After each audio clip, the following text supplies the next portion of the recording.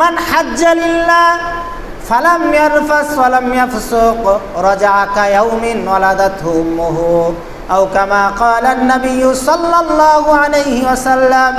বিশ্বনবী মুহাম্মদুর রাসূলুল্লাহ সাল্লাল্লাহু আলাইহি ওয়াসাল্লাম বলেন, যে ব্যক্তি একমাত্র আল্লাহর জন্য হজ আদায় করবে, একমাত্র আল্লাহর সন্তুষ্টির জন্য হজ আদায় করবে, ফামান হাজ্জা লিল্লাহ ফালাম ইয়ারফাস ওয়ালাম ইয়াফসুক, আর এই হজ আদায় করতে গিয়ে কোনো গুনার মধ্যে লিপ্ত হবে না, অশ্লীল কাজে লিপ্ত হবে না, এইরকম বকাবাজি সে করবে না, গুনার কাজ করবে না, পাপাচার করবে না।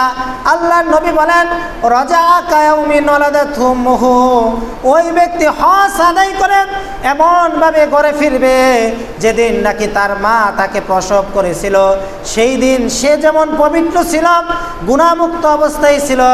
যে ব্যক্তি সঠিকভাবে হজ আদায় করবে, আল্লাহ পাক তাকে এইরকম গুনাহমুক্ত অবস্থায় তাকে ঘরে ফিরিয়ে দিবেন। বলেন সুবহানাল্লাহ।